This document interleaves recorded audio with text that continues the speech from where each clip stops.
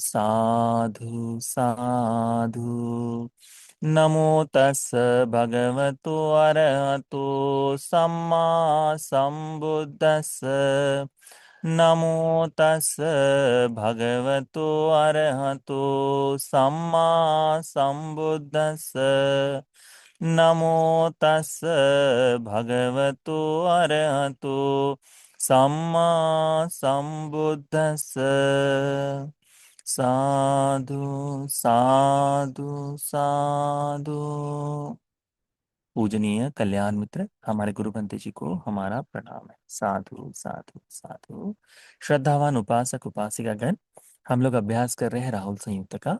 इस राहुल संयुक्त में हम लोग प्रथम वर्ग के 7वां सूत्र जो है संचेतना सूत्र, जागने वाली चेतनाओं के बारे में यह सूत्र है, इसके बारे में अभ्यास कर रहे हैं। यह सूत्र भगवान ने श्रावस्ती में ही विराजमान होते समय राहुल भंते जी के द्वारा आकर पूछे गए प्रश्नों का उत्तर स्वरूप से या फिर की गई धर्म चर्चा, इस आशय से यह सूत्रों का उपदेश है। तो भगवान बुद्ध जी जब जेतवन में विराजमान हैं, तब राहुल भंते जी उनके पास आकर उनको उचित तरह से गौरव दिखाकर इन्हें नमन करके एक और बैठकर भगवान से ये पूछते कि भगवान, अच्छा होगा यदि कोई ऐसे संक्षिप्त धर्म का उपदेश मुझे करे जिसे मैं सुनकर एकांत में जाकर ध्यान साधना कर पाओ, एकांत में रहकर धर्म का अभ्यास कर पाओ। तो भगवान राहुल बंती जी को इस तरह से प्रश्न पूछते हैं। राहुल को पूछते हैं कि भगवान कहते हैं, तांकिंग मन्यसि राहुल संचेत रूप संचेतना निच्चा व अनिच्चा वाति। राहुल, तुम्हें क्या लगता है ये जो रूप की चेतना है, रूप का जो चिंतन जो कहते हैं ना, तो रूप की चेतना जो है, रूप संचेतना नित्य है या अनित्य है? तो राहुल भंते जी उत्तर देते हैं अनित्य है भंते। तो देखिए, इन सूत्रों में अभ्यास करते समय हर एक चीज को अनित्य अनित्य स्वभाव से देखा गया है, क्योंकि बहुतांश समय व्यक्ति इनको समझ न पाने के कारण, ये विग्रह समझ न पाने के कारण आत्मदृष्टि से ग्रसित हो जाता है। इन्हीं अर्थों को न समझने के कारण इन्हीं में से किसी एक को वह आत्मा मान लेता है। तो इसीलिए हम पुनः पुनः ये अनित्य क्या है, तो जैसे कई बार हम विपश्यना करने के लिए बैठते हैं और कहते हैं ये सारी वेदनाएं तरंगे सब अनित्य है अनित्य है। तो इन तरंगों में भी विशेष करके जो वर्गीकरण करा जाए, हमें यदि इसमें भिन्न भिन्न स्वरूप से देखा जाए तो फिर अनित्य है क्या? तो यही सारी चीजें अनित्य हैं। कौन कौन सी चीज?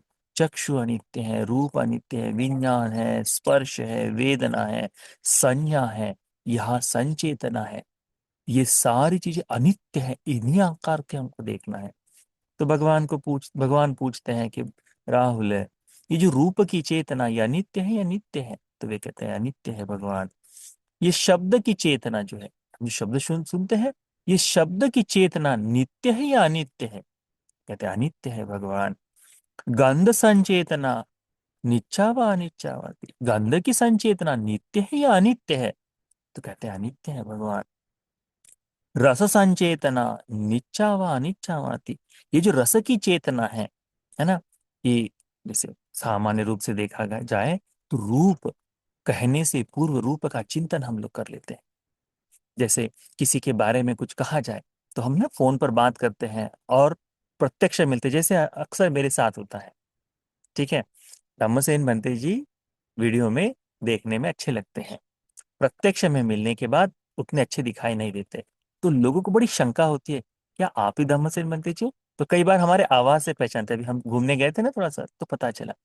तो ये जो रूप की चेतना जो मन में बना के रखी है कि अच्छा रूप ऐसा है, ये ऐसा है करके, वह कई बार हम फोन पर किसी से बात करते हैं, बराबर है, तो कान का शब्द उसका रूप हम एक अपने मन में बना लेते हैं। दोनों में भिन्नता है। तो मेरे रूप की, मैं तो सोचता तुम ऐसे दिखते होंगे करके, तुम्हारी आवाज से ऐसा लगता है तुम ऐसे होगे करके, तुम तो बिल्कुल अलग हो। तो ये जो चेतनाएं जागती है ना, शब्द से हो जाए, ये या गंध से हो जाए, सुगंध जो है इसका सुगंध ऐसा होना चाहिए पर ये ऐसा है।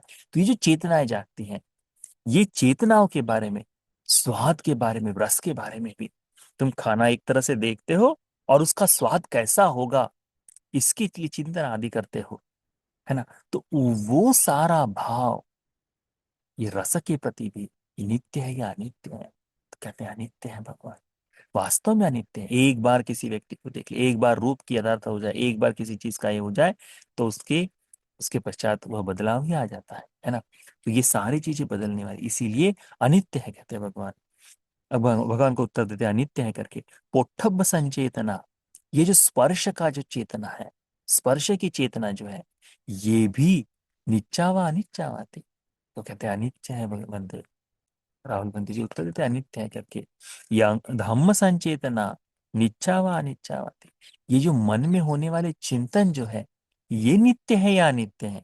तो कहते हैं अनिच्चा अनिच्चा बनते, अनित्य है बनते, अनित्य है भगवान। भगवान गुरु जी कहते हैं यंपना नित्यं दुखं वातं सुखं वाति।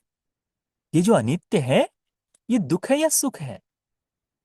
अब जो जो चीज अनित्य होती है, ये दुख देती है सुख देती है? दुख देती है। जो हमें चाहिए पसंद है, ये सारी चीजें अनित्य हो जाए तो क्या होता है? दुख देती। तो उसीलिए कहते हैं यंपना नित्यं दुखं वातं सुखं वाति। ये जो है, ये दुख है या सुख है? हमारा स्वप्न मिट जाने से, हमारा सपना टूट जाने से हमें सुख होता है या दुख होता है? हमारे मन के विचार बदल जाने से सुख होता है दुख होता है? दुखी होता है ना।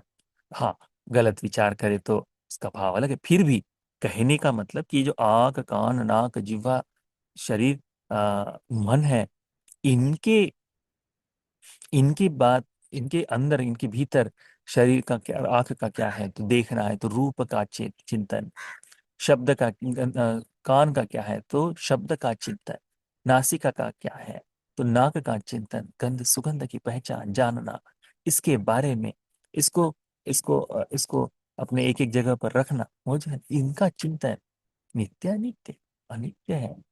तो अयंपना नित्यं दुखं वातं सुखं वाति, ये जो अनित्य है, ये दुख है या सुख है?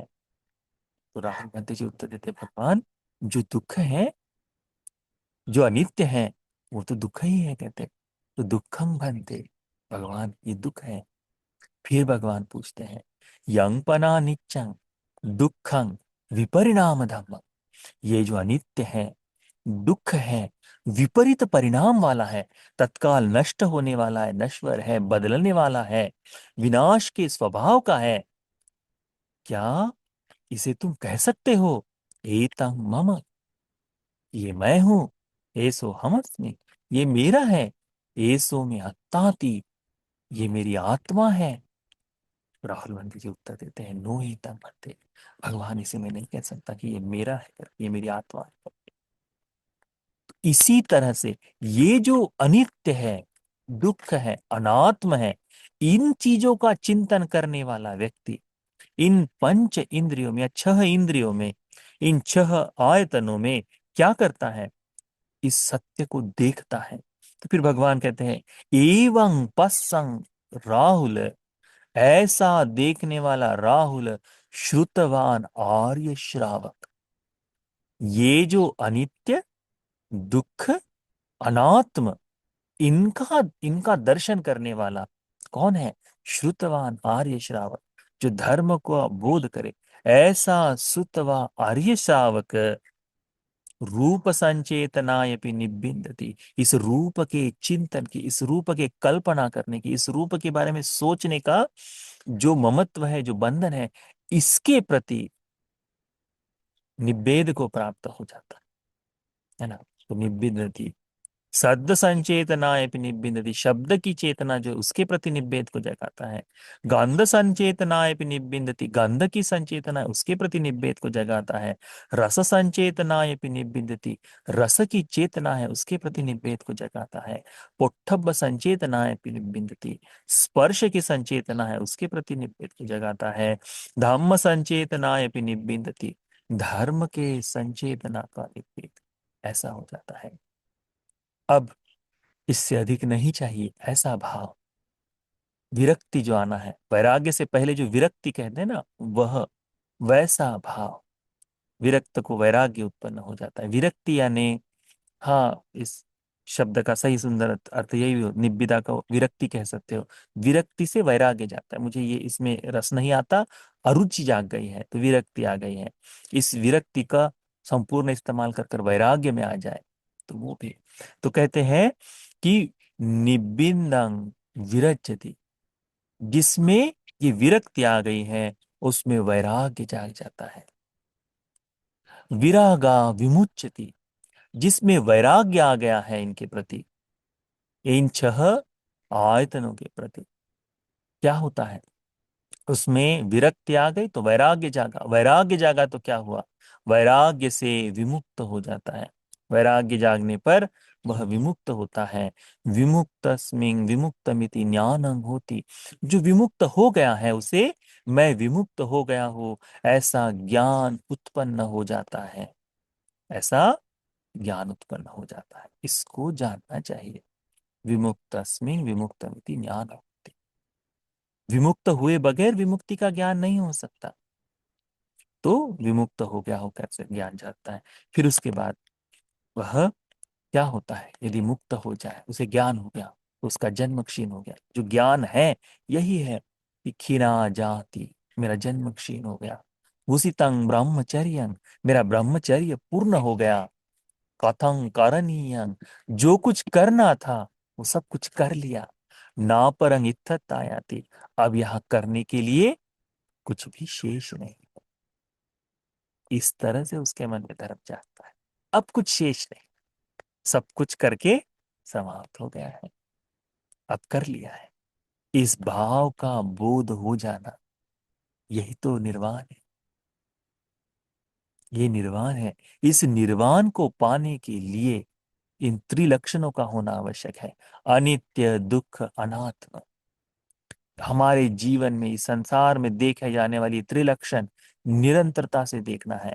अनित्य दुख अनात्म, अनित्य दुख अनात्म, जो जो चीज अनित्य दुख अनात्म से देखेंगे तो उनके प्रति धीरे धीरे धीरे विरक्ति आते जाएगी। धीरे धीरे उनके प्रति अपने मन में जो आशा बैठी है, जो तन्ना बैठी है, यह कमजोर होते जाएगी। एक दिन में होगा नहीं।